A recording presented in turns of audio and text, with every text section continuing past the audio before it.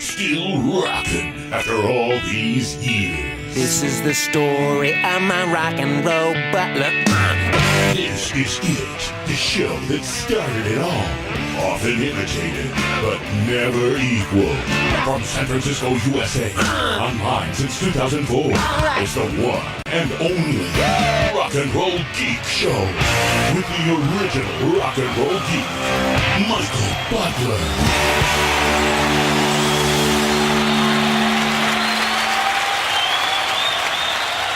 Welcome to the Rock and Roll Geek Show. My name's Michael Butler. Thanks a lot for joining me. I really appreciate it. Today is Thursday, January 5th, 2017, when I'm recording this show. And tonight I have a bonus episode for you tonight. That means if you are a Patreon donor who donates every show, you will not be getting charged for this show. So this is a freebie. I talked to a friend of the show last night. His name is Jeff Rougvie. He's been around since the beginning of the Rock and Roll Geek Show days. Back in when I started the show in 2004, shortly after that, probably around 2005, this guy Jeff Rougvie started contacting me. He worked for Rykodisc. Rykodisc was a kind of an independent label from the East Coast who reissued a lot of albums. And at the time, they had reissued, I think, the entire Frank Zappa catalog. And I got an email from this guy, Jeff Rougvie, and said, "Hey, I'm from Rykodisc. What's your address? I want to send you a couple of things." And didn't think anything of it. I said, "Hi, sure, here's my address." And about a few weeks later, I got like 4 boxes in the mail. And in those boxes had probably about, I'm going to guess about 50 CDs, all Frank Zappa. And they were from a guy named Jeff Rougvie, who said he listened to the Rock and Roll Geek Show. This was way back in 2004, 2005. And back when I first started, it blew me away that somebody would send me all this stuff. So I never forgot about that. And about a month or two ago, Jeff Rougvie contacted me on the Facebook and said, "Hey, I'm still listening to the show, and I'm no longer at because Rykodisc is no longer happening because I've started some other things, and I wonder if it'd be great to catch up with you, and could we catch up on the Rock and Roll Geek Show?" And I said, "Oh, that might be kind of cool because I remember Jeff Rougvie. He always was a nice guy." And and then I found out that he's doing these talks about David Bowie. When he was at Rykodisc, he orchestrated the reissue of every RCA release that David Bowie put out. David Bowie once he signed to EMI, his RCA contract ran out, and he went to EMI. He got all of his the masters back from RCA, and he was looking for somebody to help him reissue them. And my friend Jeff Rougvie made it happen for Rykodisc. He sent a proposal out to the David Bowie people, and David Bowie liked it. So, long story short, Rykodisc reissued every David Bowie record from Space Oddity all the way through the entire RCA catalog. And now he's doing these talks about David Bowie because he was pretty close to David Bowie during that time. And so the talks are called Celebrating Bowie. So he came on last night. We recorded a show and we talked for about an hour. We talked a little bit of rock and a lot of David Bowie. So that's what tonight's going to be. It's going to be a bonus episode of my talk with my friend Jeff Rougvie. I never met the guy in person, but I consider him a friend. If he listens to the Rock and Roll Geek Show, he's definitely a friend of mine. So I'm going to shut up. I'm just going to let this talk roll. I think it's a pretty good rock conversation, and if you like David Bowie, I think you might like this. Thank you to everybody who donated to the Rock and Roll Geek Show. You know who you are, and I will thank you personally on the next episode. The next episode I'm going to be doing is going to be my top 10 albums of 2016. Top 10, give or take 3 or 4. I know I've been overdue to do that. I got a lot of comments from people saying they really like that, so I have to do it again this year, and I think there's some pretty good releases that came out in 2016. I'm happy to say. All right, should I play a David Bowie song to start off with? Maybe I should. What do we want to play? I'm going to play my favorite song from my favorite David Bowie album, and then we will go into my talk with my friend Jeff Rougvie. By the way, again, thank you everybody who donated. Without your donations, this show would die horrible, putrid, Black Star death. All right. I don't know why I said that.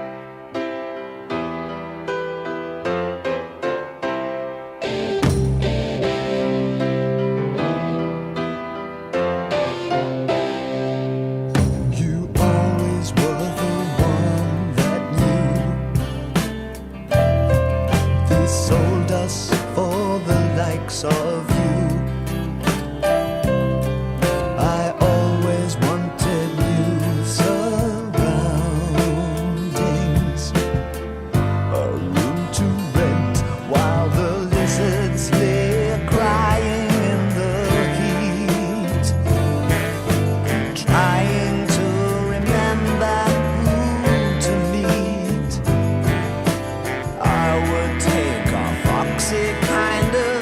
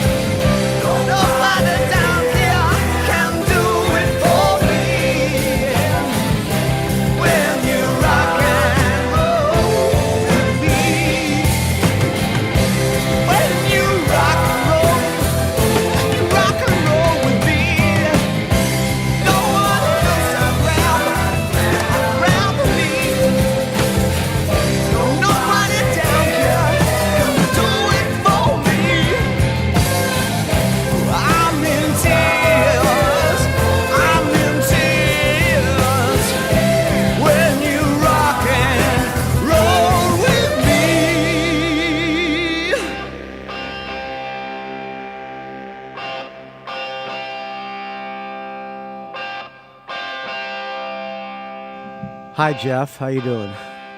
Excellent. Welcome How to are the you?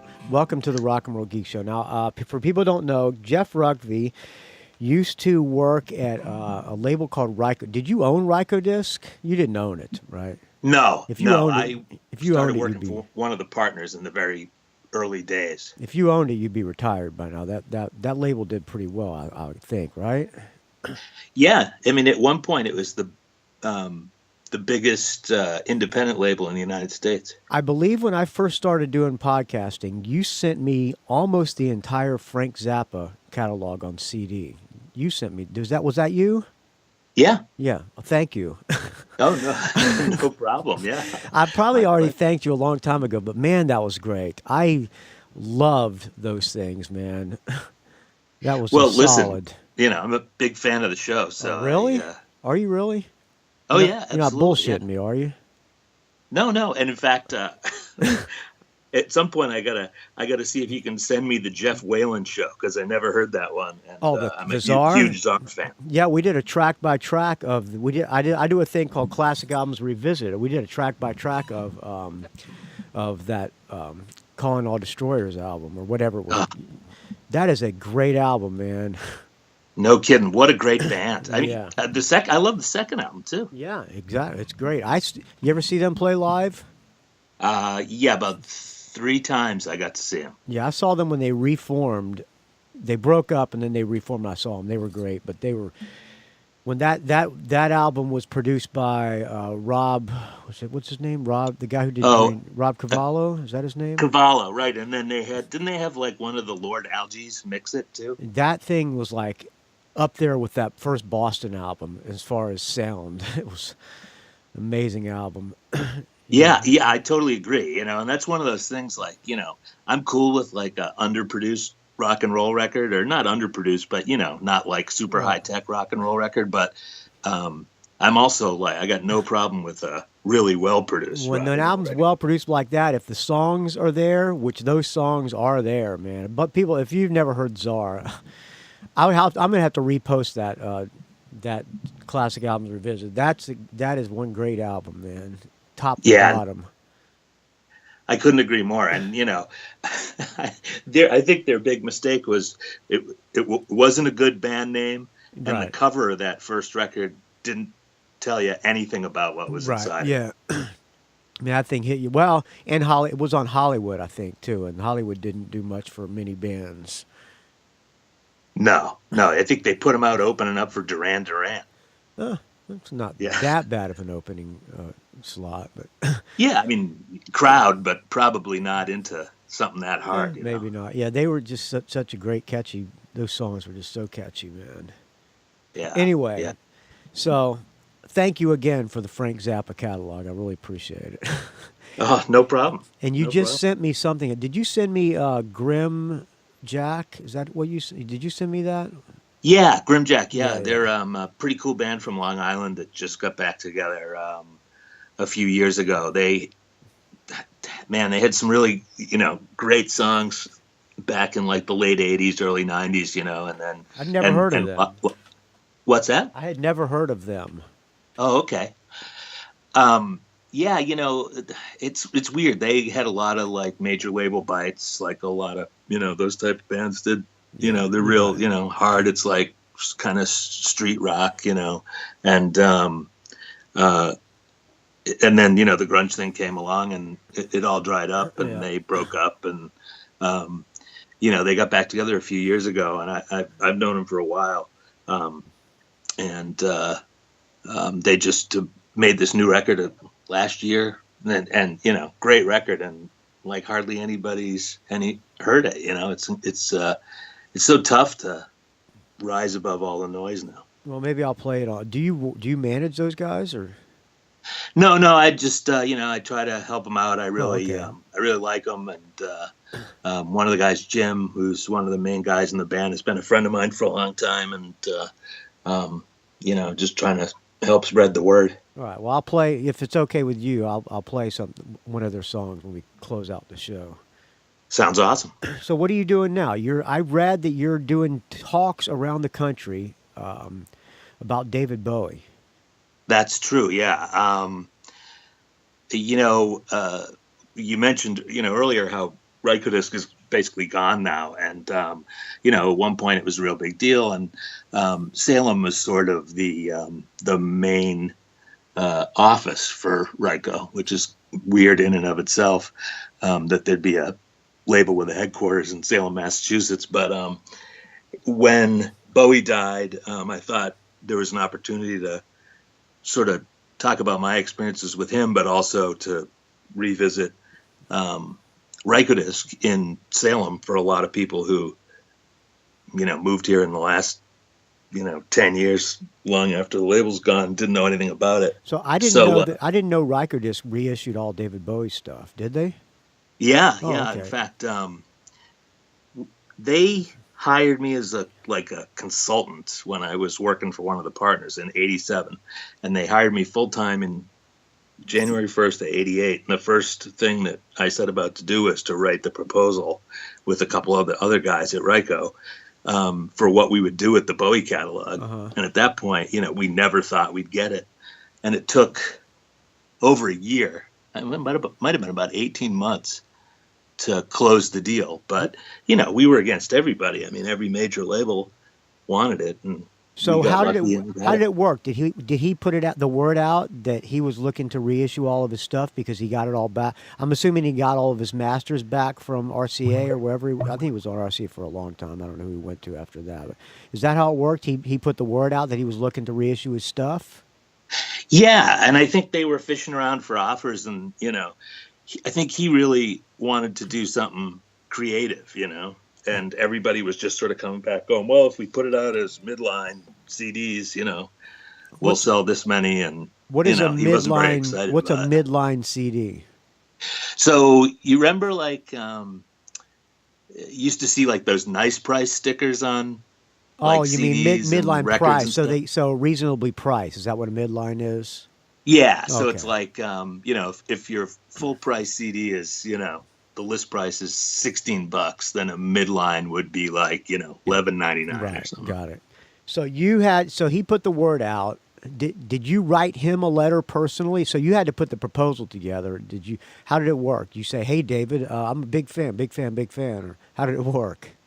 Well, I was a big fan, actually. Course. One of the first records that I bought with my own money was Changes Bowie back in the, Well, first concert I ever went to without my mom was David Bowie on the Station to Station tour. Oh, wow. Wow. Where'd you see him? Jacksonville Coliseum. Wow, that must have been awesome. Yeah, he opened the opening. There was no band opening. There was a movie that for the longest time I thought it was Federico Fellini, but it's not. It was a Salvador Dali. What's that? It's the Buñuel movie, isn't it? Yeah, something like that. Where they cut the guy's eye out with the razor blade or whatever. Yeah. Yeah, that was crazy. I was 76. I was 15 years old. Wow. That was a great concert. It was very life-changing. That was when he had no colored lights. The whole set, the whole band wore black and white, and the lights were all black and white. It was great. Yeah, I don't think I've seen footage from that tour, but I've heard a lot of shows from that tour, and that band was awesome. Oh yeah, Carlos Alomar on guitar, of course. And I don't know. I don't think Earl Slick was the touring guitar. Maybe he was touring. He was on that album. I don't know if he toured as the guitar player, but that's my second favorite David Bowie album is Station to Station. That's a pretty good choice. What's your first? My first is Diamond Dogs. Most people's first is Ziggy Stardust, but Diamond Dogs is my favorite David Bowie album. That's a great record. Yeah, that's a really great record. I wish that's a killer thing. Is on that tour when he went out originally, they had this huge crazy set that they built, and it was this big elaborate stage show, and it was all built around Diamond Dogs. Oh, nice. And halfway through it, they took a break from a month. And he got bored with Diamond Dogs and was moving on to Young Americans type stuff. Yeah. And they came back and they changed the whole thing, threw the set out, everything. That's kind of expensive, but okay. So yeah. What did you write in your proposal to? And it was was it to David Bowie's management? It wasn't Main. He didn't have Main Man anymore, did he? No, because Main Man was him and Tony DeFries, and they had a kind of bitter breakup. Oh, really? Okay. But they kind of co-owned the catalog at the time. So anyway, we'd heard he was looking, and the proposal was really what would we do with the records. And so I did all this research about like unreleased tracks and B-sides and, you know, rumored studio sessions and all this stuff. And we created these track listings and this marketing plan that was like, you know, we'd like to add these tracks to the record, and we'd like to expand the artwork like this, and, you know, all this stuff. And he loved it. And he, when we signed the deal, he let us take the entire vault of all of his masters. Huh. And I spent, like, you know, a couple of months going through them all, cataloging them all. Oh, you got to listen to it. Did you find any stuff that was unreleased? You found a lot of unreleased stuff, I would imagine. Yeah, I mean, you know, I don't know if you're familiar with it, but on Ziggy Stardust is a song called "Sweet Head," that was an extra track. No, I don't have any of that stuff. Oh, man. Stuff. All I have is the albums that I had when I was a kid. The vinyl. Yeah, that's cool. Those crappy RCA Dynaflex. Well, yeah, but they all had gatefold, and they were all gatefold, and you could roll your weed in them, or clean the seeds out of your weed. I mean, yeah, you know. So, I mean, we, you know, that was a big part of the proposal, was how are you going to make it cool? But and we did try to keep a lot of those elements of the original packages, but when I was going through the multi-tracks for Ziggy Stardust, I found this song called "Sweet Head" that wasn't even, they'd never mixed it. And it was from those sessions. So he gave you all these tapes that were they labeled, these are from the Ziggy Stardust sessions, or? It was really, well, with the multi-tracks, it was just like, yeah, it just said like Ziggy Stardust on the outside. So that Sweet Head song was on the Ziggy Stardust sessions. It had the same, it was from that time. Yeah, so it was like on those tapes there were lots of different takes of, you know, like Moon Age Daydream, and right. You know, they were 16-track multi-tracks, you know, those big 2-inch tapes. And you listened to them. You spun the 2-inch tapes and listened to the stuff from the 2-inch tape. What we did was, after I cataloged it all, we sent it to a mastering house, and they just did these quick rough mixes and dumped everything onto DATs and sent the DATs to me. He gave you guys the 2-inch tape? Yep. Wow, that's pretty risky. You know, I think about it now, and yeah, it seems crazy. Like, you know, like I've held the cover, like the original cover, like not a print, but like the actual hand tinted photograph cover of Ziggy Stardust in my hands. Nice. You know. Yeah, and it's like, you know, I think about it, at the time it was like, oh yeah, cool, here it is, you know, but you know, no lettering on it or anything, and now I think about it, I'm like, I can't believe, you know, like I got to touch that stuff. Yeah. It's crazy. It's like, oh, that stuff's like should be in the Smithsonian if it's not. Yeah, you know, well, I'm curious what's happening with everything now, because, you know, I think he was very specific about what he wanted done when he passed. But, you know, there's that exhibition called David Bowie that's touring the world. And, you know, it was in Chicago. And I think it's Is that Tony Visconti doing that? No, this is like a museum exhibit. Okay. With a lot of the original clothes, and, you know, he saved everything. So there's tons of stuff to see. But Visconti's doing that Holy Holy. Yeah, he's got a band together doing all the songs. Yep. And so it's Visconti playing bass, and Woody Woodmansey, who was the original Spiders drummer. And then James Stevenson from, you know, Generation X and Chelsea. And Oh, okay, yeah. He's playing guitar, and Nice. then Glenn Gregory from Heaven 17's the lead singer. Okay. And they're just doing Man Who Sold the World, basically. Oh, they're doing that top to bottom. Are they doing every year? They're doing a different album. No, I think they set out to do Man Who Sold the World because they never toured that album, because Bowie was recording so fast at that point. That, like, by the time the record came out, he was almost done with the next one. So, some of the sessions for Hunky Dory and Ziggy Stardust practically overlap, because he was writing so much stuff so fast with Mick Ronson and all that. So, that record never gotten toured, and they decided they wanted to go out on the road and do it. But I think they play the album from top to bottom, but I think they also, do some greatest hits after. So you got all of the mass. So you had to sit down and catalog all the stuff. By catalog, I'm assuming you mean you had it transferred or listened to it or wrote. I don't know what that means, but you cataloged all the stuff, and they put everything. They reissued everything from what? From what to what? So it was from the album that everybody calls Space Oddity now, but originally came out, it was just called David Bowie. So it's everything from that through Scary Monsters. Okay, that was all. So it was the entire RCA catalog. Yeah, it was pretty much the whole 70s. After Scary Monsters, he moved to another label. I don't know what label he moved to. That's when he did Let's Dance, right?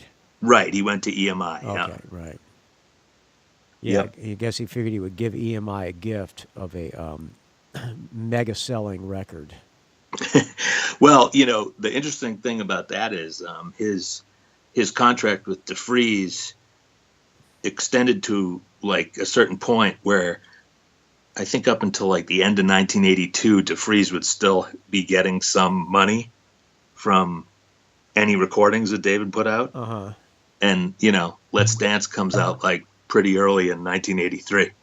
Oh, okay. Yeah. So I think David was like, now that I'm going to get, all the money. Right. I'm going to, I want to make a record that's going to be a hit record. And I think he very cleverly kind of engineered that, I saw a great documentary on David Bowie. I don't remember what it was called, but I saw it about 6 months ago. That Carlos Alomar guy was throughout it. He was pretty much the main guy talking throughout it. Him and Tony Visconti. I forget what it's called, but you probably saw it if you're doing David 5 Bowie. years, maybe? That's probably it. Yeah, 5 years. Yeah. That's pretty good. It didn't go into it deep enough on. It kind of skipped over some of, to me, what were some of the, they totally skipped over Diamond Dogs and very little in Station to Station. Anyway, they didn't go over enough detail to me on some of the stuff. They moved too quickly on to Let's Dance. Right. Yeah, I mean, I agree with you. It was a good documentary, but when I sat down to watch it, I thought it was, when I see the title, you think, okay, it's going to be a 5-year period, but instead they picked out like 5 different years. Yeah, I guess, yeah. So you miss a lot of stuff, and I think it's only like an hour too. So how deep you're going to get, but right. Yeah, I thought Carlos was great in that thing. So how did the David Bowie stuff do, the reissue stuff? I mean, how much money did you guys offer the guys?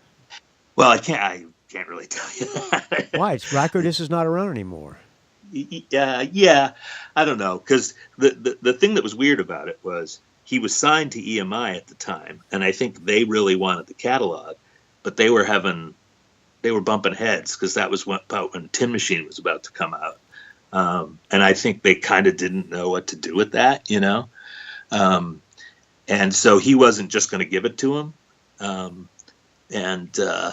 think that, that there was maybe some bad blood there, or, they were kind of upset. But anyway, he liked our proposal. So he said, at the time we weren't like a worldwide label. We were just North America, and we had distributors in Europe, but, we weren't. When you gave him the proposal, did you say, "Hey, we reissued all these other groups," and did you list all the credible acts that were well respected that he might like? I think he was aware, actually. I mean, I'm sure we did. We'd done a couple of Hendrix projects that were really acclaimed at that point, and we'd done a bunch of Zappa stuff that was really acclaimed. And I think what he sort of got was that we saw the CD format, and the fact that his albums had, they'd come out on CD, but only for like a minute because RCA's window of ownership or, licensing or whatever was winding down just as CDs were coming out. Now, did he have to buy the masters back from RCA, or did they just expired? They reverted. Yeah, it was just an expiration of the deal. Yeah, hardly any artists have that deal. I was you know? trying to do the math. I figured you guys would pay him more than he bought for it. I was trying to do the math and trying to guess how much you guys offered. Yeah, well, let me put it this way. So what went down was he said, you guys will be the lead company that puts all the packages together, but we got to find another company for the rest of the world outside of North America. Oh, okay. So, so he did deal with EMI for the rest of the world. Oh. But they had to get all the parts from us. So we did all the, I did all the talking to him, and he and I figured out the track lists and the packaging and everything. But what happened was it had taken so long to get the deal done. The first thing we wanted to do was a box, which was that Sound and Vision box set. Right. And EMI couldn't gear up fast enough because they're kind of, slow-moving, big, major label. And we wanted to get it out for Christmas. I'm surprised EMI didn't want all the original worldwide. I'm surprised they didn't want the U.S. too. Oh, they did. But he didn't trust them, I don't think, to do the job. I mean, that was my sense, is that that he felt like he wanted. His first concern was probably not the money; it was probably the presentation, because I think he felt like, here's this stuff, hasn't been in print for a while. At that point, been about 5 years that it wasn't around, and I think he thought, if this stuff comes out and is really well presented, it's like a whole new discovery for people who only know me from Let's Dance. So you kind of sealed the deal. You kind of made it happen. You were the guy who pulled the trigger. Well, there were a bunch of us working on it, but I was one of the main people who wrote the proposal and did all the research and everything. Did you get a nice pat on the back, or did you get a nice bonus? We all got nice bonuses the first year, because when we got the box set out, it was like September '89, and EMI couldn't get it out in the rest of the world. They were like, we can't do it.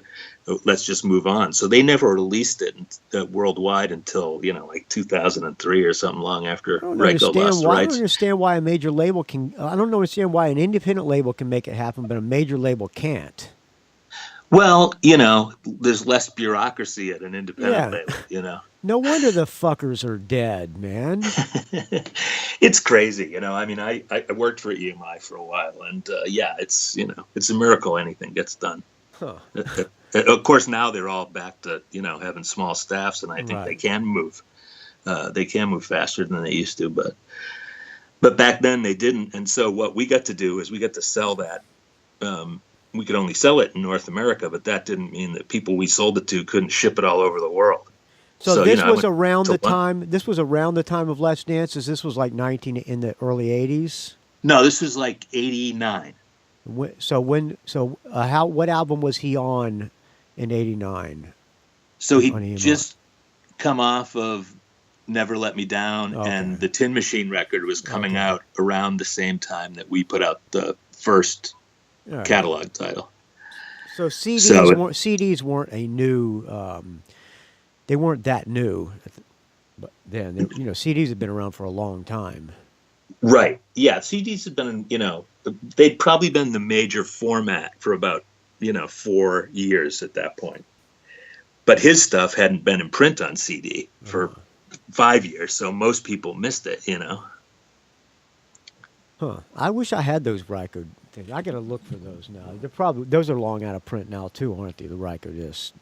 Yeah, although you can find, it's weird because since EMI reissued the stuff after, worldwide after our rights expired, there are some Ryko CDs that have tracks on them that EMI never got to reissue. Huh. So some of them are valuable because people want those tracks, and others are, fairly easy to find because when EMI did their reissues, they used all the same tracks. So what were the bonus tracks on Diamond Dogs that you did? And on Station to Station, since those are my two favorite David Bowie albums. Well, Station to Station, there was nothing extra from the studio sessions except a version of It's Hard to Be a Saint in the City, the Springsteen song. Oh, I never heard that either. Yeah, we put that on the box set because it didn't really fit with the rest of Station to Station, That was when he was like super into coke and he was doing everything super fast. Yeah, like he says he doesn't even remember making that record. Yeah, that's a great Can you album, imagine? though, man.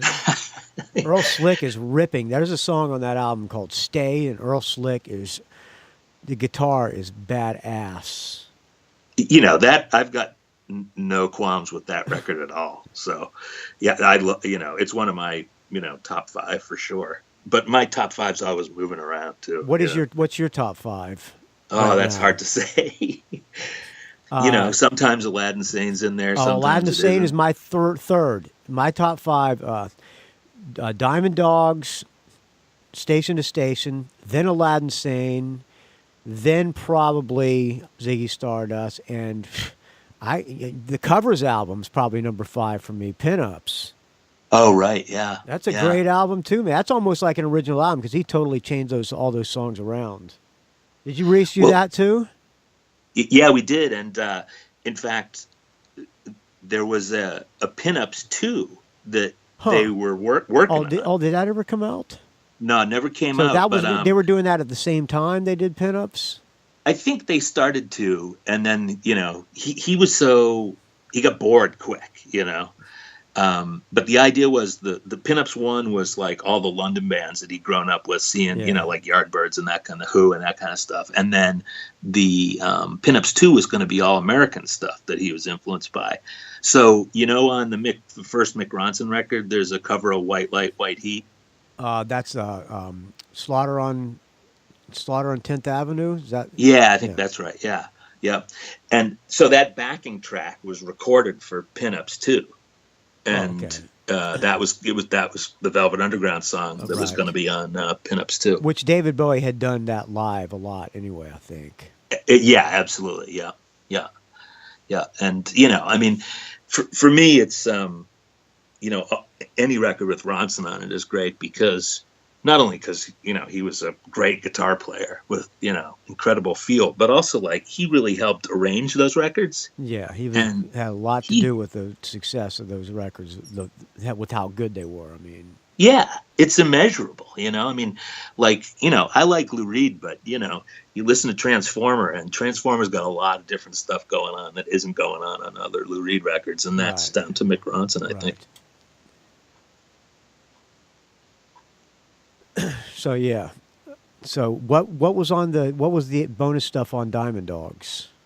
Diamond Dogs, he found this early version of Dodo that was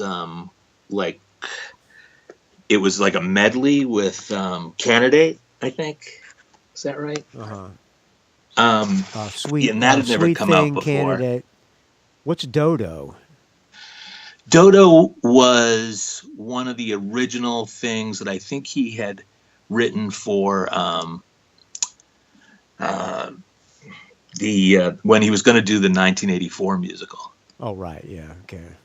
And it segues into another song from that was on Diamond Dogs. And actually, it wasn't Candidate. He gave us a demo of Candidate that's pretty cool.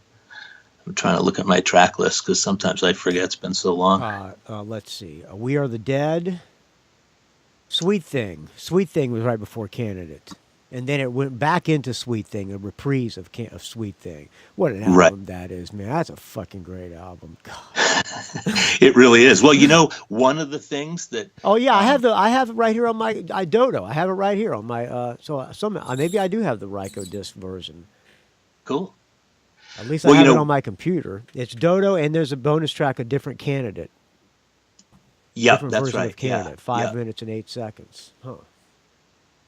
Yeah. So what was it though? I feel like it was Dodo. It's like, see the reissue doesn't have it, but one of the things that really sold, him on us was the attention to detail. And the story about Diamond Dogs, the original cover. They painted the dick on the half Bowie, half dog creature, and RCA made him take it off. Right. Okay. And like at one of the meetings, it's kind of cooler with it off anyway. What's that? It's kind of cooler with no thing because it's more questionable of his gender. Well, that's true. Yeah, but at one of the early meetings before we closed the deal, we said you wanted to put the dick back on it. We said we're going to put the dick back on the dog. Did you? He really liked that. Did you put the dick back on the dog? Absolutely. Nice. How big was it? Huge? Nah, regular dog dick. It wasn't doing the lipstick thing. Right. But yeah, he loved that kind of stuff. Yeah.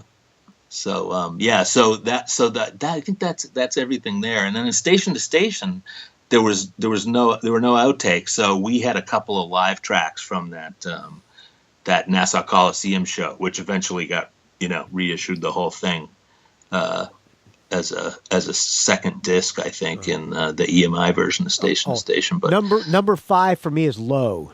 That's what it. Low. Yeah, which came out right after Station to Station.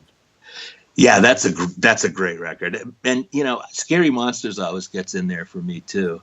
Yeah, that's good. That's good. It's not in my top 5 for sure, but that was the last of the quality. Was Scary Monsters after Lodger? Yes. Scary Monsters was right after Lodger. Yeah. That's the last really decent David Bowie album to me, was Scary Monsters. I agree with you until I got to tell you, Black Star blew me away. Yeah. Well, after he died, it sounded a lot better after he died, because I remember listening to it before he died and I didn't think it was a great album. Then you listen to it after he died and you listen to it with a whole new perspective. Well, sometimes I hate Facebook and sometimes I love it, but I feel good that I'd gotten a copy of it a little bit early and I'd spent some time with it, and before he died I posted something saying how much I liked it, because I just felt like, when he came back with The Next Day, I was like, this is okay. Yeah. It wasn't very good to me Next Day. Yeah. People were raving about it. And of course it's just because, he'd been away for so long and everyone's excited. And I thought that album cover was a cop-out. I thought it was a laziness, that album cover. They always got the Heroes cover. Oh, it's going to be just like Heroes. No, he slapped over a white thing over the Heroes. It seemed lazy to me. I don't know. Maybe I'm probably wrong. I'm not probably blasphemizing the great David Bowie, but I'm one of the biggest David Bowie fans, so I feel like I should be entitled to say it seemed a little lazy. I tell you, there's things like, look at just all the hidden stuff on the cover of Black Star that people are finding. Someday we're going to find out something about that Next Day cover. Isn't there wasn't there another album that was? Isn't there like I thought I heard Tony Visconti say there were more songs from that they were going to be coming out. I could be wrong on that too. Oh, from Black Star, you mean? Yeah. Well, they'd started to do demos for a next record, is my understanding.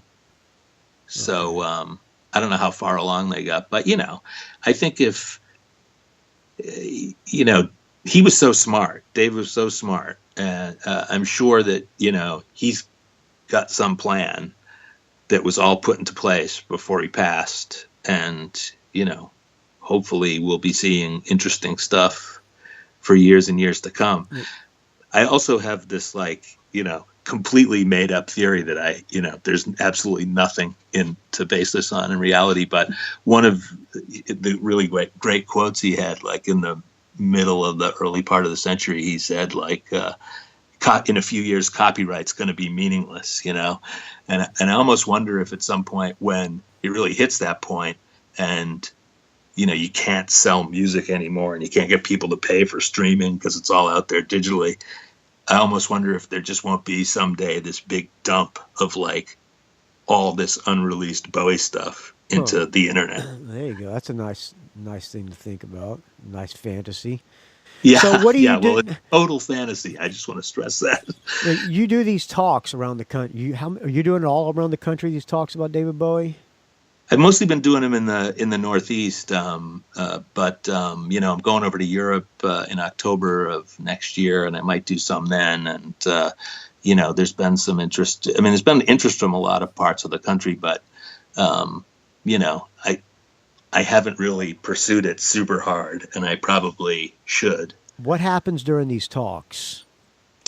Well, what I've been doing so far is I've had a band play some Bowie music, and then I talk about, just the whole experience of working with him, and I give a little bit, of his history, just because sometimes people that come to the shows don't, know the chronology of Bowie, and then I really just talk about, the experiences of working with him, and for me I kind of have a unique perspective because I connected with him when he was coming out of the 80s, which hadn't been a real great period for him creatively, but he was kicking against that. So I got to kind of watch all that happen. Let me interject here for a second. Did you get Sure. to wine and dine him when you were recording him? Like, did you get to take him to dinner? Not really. I mean, there were a couple of meetings like that, but that wasn't really his thing. Did you get to go out and have dinner with David Bowie? I guess that's my question. I didn't have dinner with David Bowie, but I, bummer. did spend, time with him and,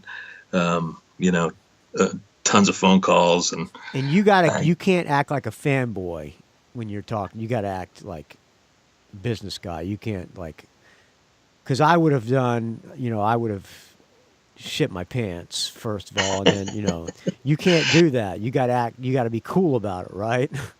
Yeah, exactly. And, it's kind of a bummer because there's one picture of me with David Bowie because I never wanted to be like, yeah, hey, let's you can't, take a picture you're together. kind of embarrassed. You're afraid to say, hey, can I take a picture? You might blow the whole deal. Well, and even after the deal was signed, it just felt like kind of a douchey thing to do to him, right. And nobody, if it was like now when everyone was walking around with a camera in their pocket, maybe, but, never wanted to put him on the spot like that. And kind of never wanted to be that guy. So I never did it. And, I have regrets because the only picture is backstage at a show in Canada at the beginning of the Greatest Hits tour he did in 1990. And it's with a whole bunch of contest winners. Uh-huh. And I'm standing 5 people away from him. Rykodisc was still happening during that time, right? Oh yeah. I mean, we didn't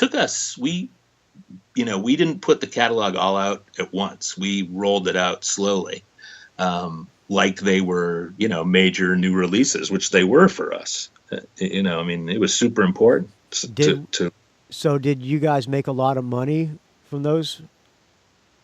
Yeah, I mean, I can't tell you what we paid him, but I'll tell you this, that we recouped the whole deal off the box set, which was the first release, Oh, the 3 nice. CD box So set. everything else was gravy. Yeah, everything else was great. And I think, he was happy and we were certainly happy. Very nice. So what else? So when you have these bands play at the thing, do you get just a local band that does David Bowie songs, or you have a touring band too? Well, right now, since we've been doing it in the Northeast, it's been the same band all the time. What band? But, I mean, I can do it by myself. As you can tell, I can talk and I can go for a good, 90 minutes to 2 hours and cover a lot of ground just by myself. But I feel like it's, sometimes for the audience, it's good to, hear some music and break it up. And I've got a slideshow sort of thing where I, show a lot of documents and, pictures and, do things that explain the whole story of him and of us working with him. You do a Q&A stuff too? Yeah, actually, I'm doing one this Saturday in Arlington, Massachusetts at this great old theater from the early 1900s, late 1800s called the Regent. And we're going to do 2 sets with the band, a set with I'll call it a set, but my presentation. And then afterwards, we're going to do a Q&A. What's the band? Who's the band that's playing? They're called the Daily Pravda. Oh, okay. Really great local band that, they're huge Bowie fans. And it's not, they can play stuff they play stuff from Ziggy Stardust to Black Star, and there's it doesn't feel like a cover band, but it feels really honest. They're great. Is the thing well attended? I'm assuming it is, because David Bowie, especially after he died, everybody got kind of resurgence somewhat after he died, which is always kind of bums me out when somebody has a resurgence after they die. Yeah, yeah. Even though he never really didn't have a resurgence. I mean, he was always huge. Even the next day was, like you said, everybody thought it was genius. So at least people thought he was a genius before he died. Unlike George Michael, who now everybody thinks is a genius and nobody liked him before he died. Right. Yeah. Yeah. I mean, I'll tell you, but I've always been a sucker for like a pop song, and I mostly like my pop songs like crunchy, like Cheap Trick and the Wild Hearts and stuff like with a little bit of guitars in them, and not a dumb guy with cowboy boots. All right, enough about George Michael. Yeah, right. I already about got killed for saying I didn't like his music, so I'm shut up.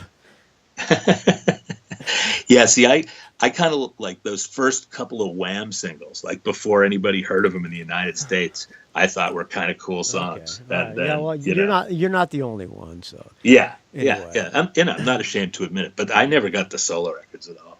But when I said that, somebody did send me something of David Bowie saying how great George Michael was. So I'm gonna show. Well, did you see? There's like a video going around now. Yes, that's what they sent me.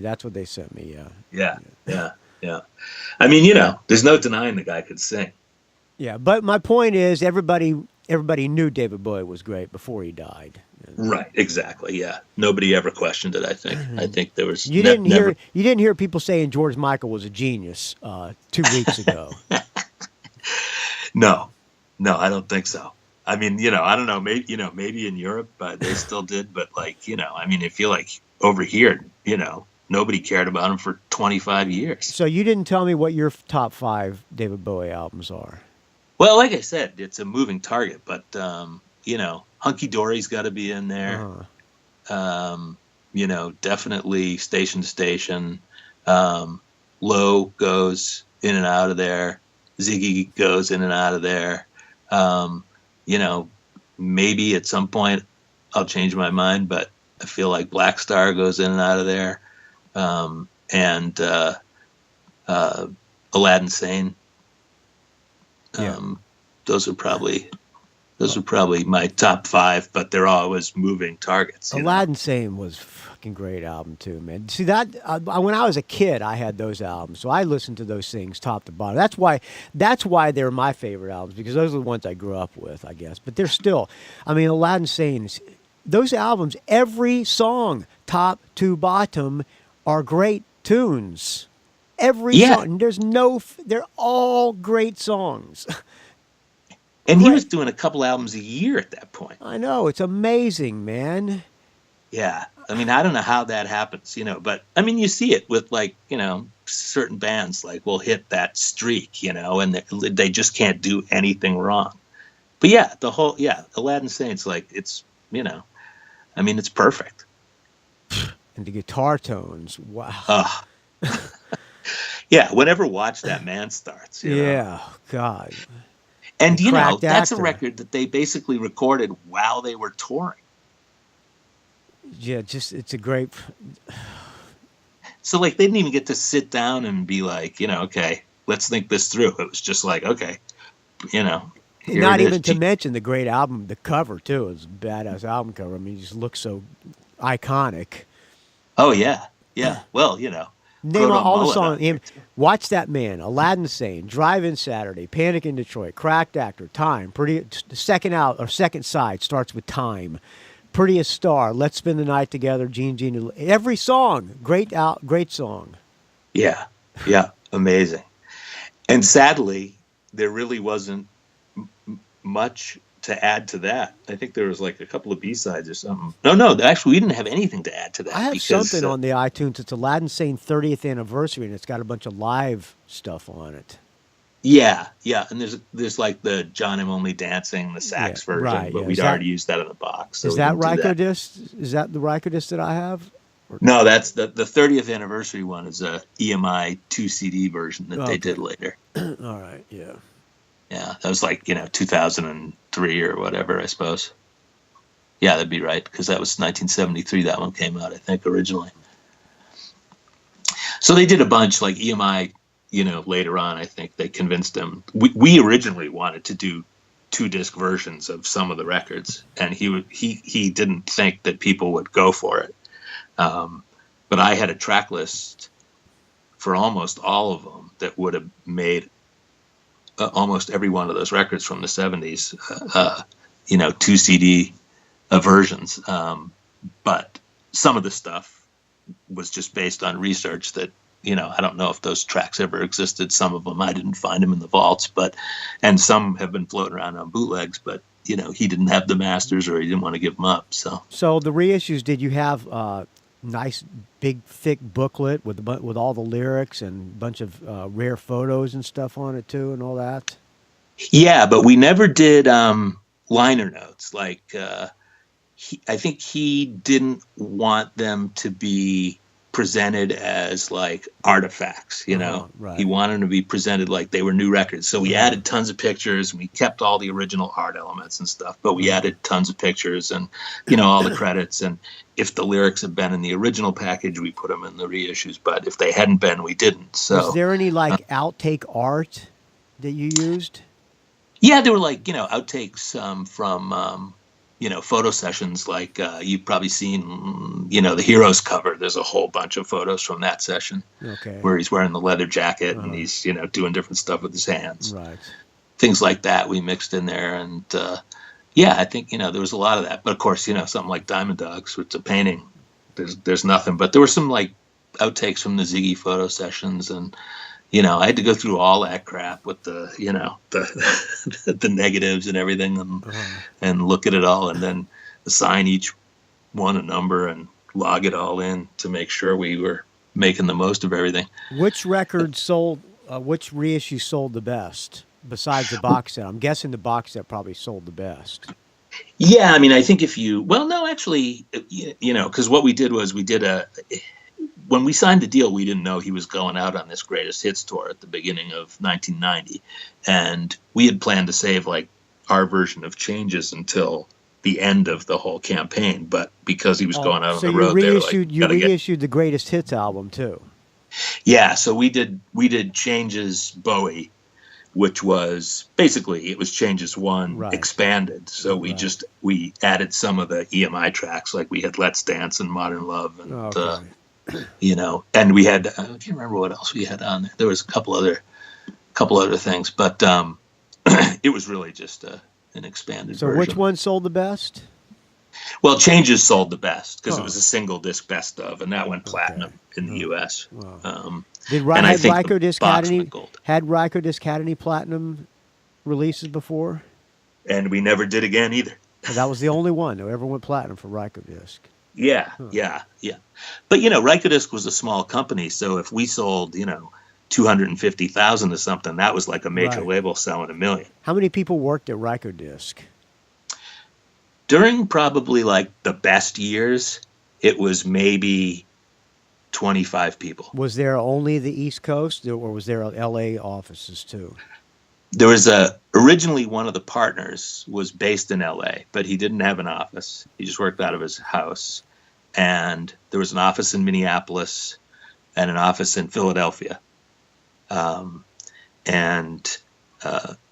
Each office sort of had its own responsibilities. And it was the 4 partners where they lived when they formed the company. So kept them from killing each other because they were, phone calls away instead of across the hall. Did Rykodisc do that band Waltham? Sure did. Oh, okay, yeah. Those guys were good. Dude, they're one of my favorite bands ever, and super great guys. And, do you know the Organ Beats? Yeah, sure. They're affiliated with the Waltham people too, and because they were all around that girl from the Organ Beats was in Des Moines, yeah, and a couple of the guys from Waltham, I think, were in Des Moines too, weren't they? Yeah, like brother or something. Well, so that Waltham album's good. I'm glad you like it because that's one of my favorite things I ever did. I think you might have sent me that. I think I did. Yeah. Okay. Right. Yeah. That was a good album. Yeah, Dave Pino, who's the guitar player. He's got a guitar company, doesn't he, too? No, that's DePinto. Excuse me. Never mind. Yeah. No, the two actually Frank was the lead singer, Frank Pino, and they own a tattoo parlor in Cambridge called Pino Brothers. Okay. Yeah. But and I think Dave's out playing with like Andrew WK. Oh, nice. He's in that band People Mover. I don't know them. Yeah, they dress up like they look like big Sasquatches. Oh, okay. It's crazy. Those guys had catchy tunes, very catchy songs. Yeah, man. I mean, those guys could just write great songs, and there was man. It just kills me that album wasn't bigger, because I would have loved to have seen them be a huge band and make more records, especially. All right. Well, Jeff Rougvie, anything else you'd like to talk about? I mean, we could talk all night about our shared bands that we love, I'm sure. And but I just want to say thanks. What is now? How are you making your living now? You're not making a living doing these. I'm sure you might be making some beer money doing these talks, but you can't be making a living. No, I'm not. I mean, what I sort of figured out. Well, maybe you're living off that David Bowie bonus. Yeah, that's long gone. That was a 1989 Mazda that really? Okay. has long been turned into landfill. No, I mean, I do like tons of different stuff. I do like music consulting, and I do expert witness work for music business lawsuits where you write reports, and I've got this catalog label, and I've written almost done with the book. And what, your life story? No. The book's like it's like a crime thriller that takes place in the music business in the 80s. Fiction movie. Oh, I just interviewed a guy who wrote a crime thriller book based on music. Oh, no kidding. But it's based on it's 60s artists. Gotcha. Anyway. Oh, I'll have to hunt that down. It's called Bright Midnight. Okay. I got into an argument with the guy. He's on the board of directors he's on the board of trustees at the Rock and Roll Hall of Fame. Oh. So it started off not too good. The interview didn't start off well. Yeah. That whole thing. I just don't, I don't get it, man. Anyway, it's a fun. The Sex Pistols had the right idea. Yeah, exactly. So did Axl Rose, as a matter of fact. Yeah, you're absolutely right. I gained new respect for Axl Rose after that. Yeah. So I mean, I just decided when I left EMI that I was going to have to do a bunch of different stuff to make a living, because there wasn't really one thing. So that's what I'm doing. I'm doing lots of different things. There's not much money in the music business now, so you're going to do a reissue label. Yeah, but you think that's going to make money, because or record, maybe if you just reissue them all on vinyl, because vinyl's the only thing selling now, right?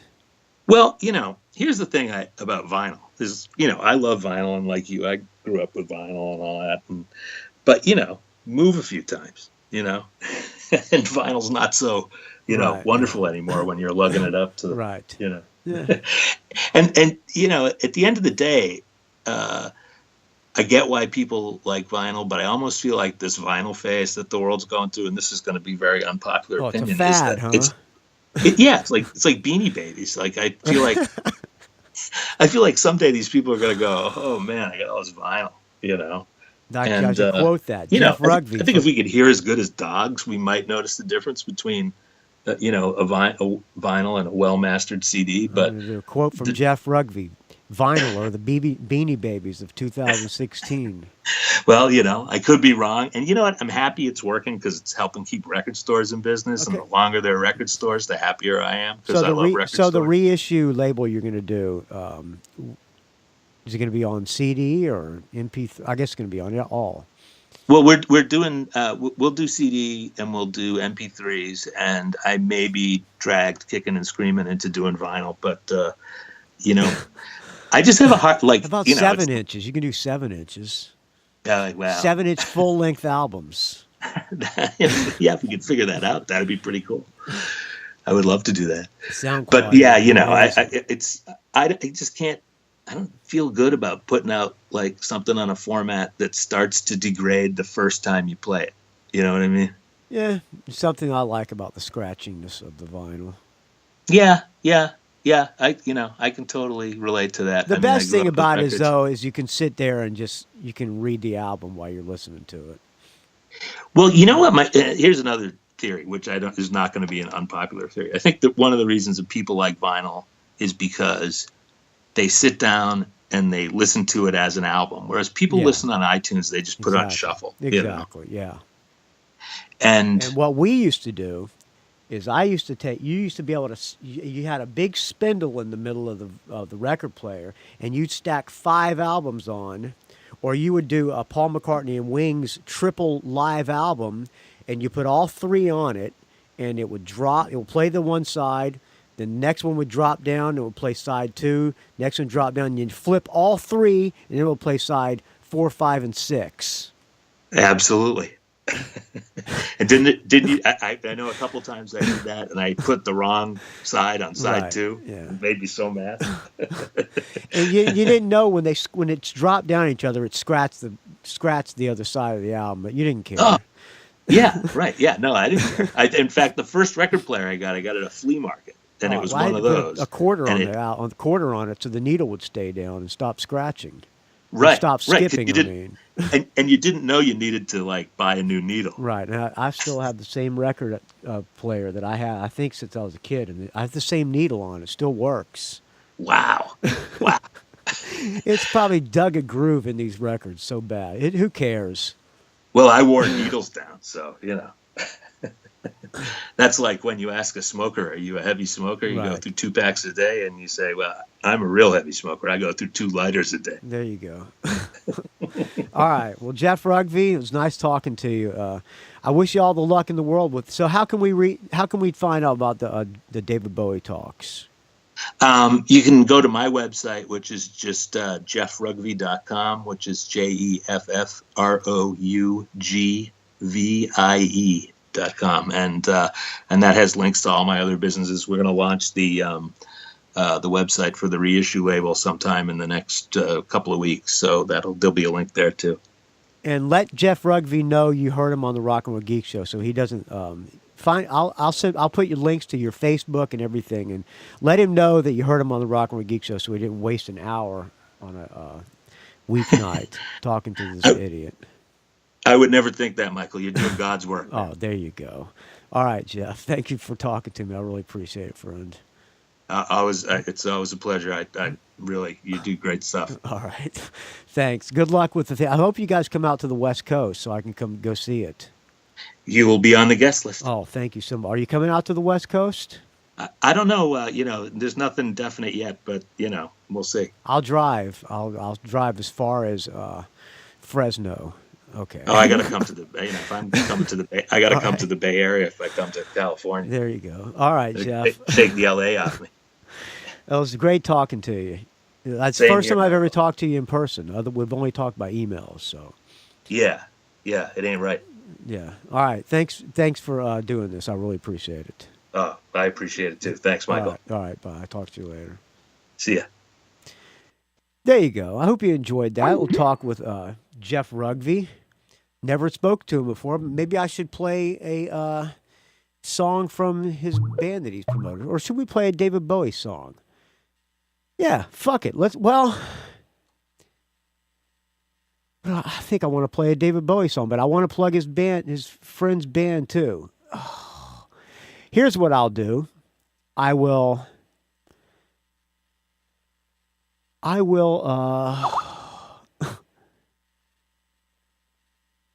play a David Bowie song. Fuck it. Here you go.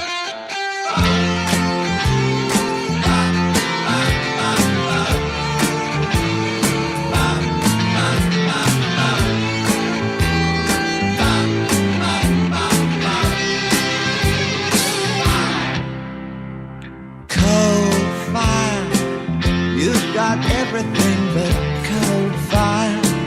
You will be my rest and peace, child. I moved up to take a place near you, so tired It's the sky that makes you feel tried. It's a trick to make you see wide.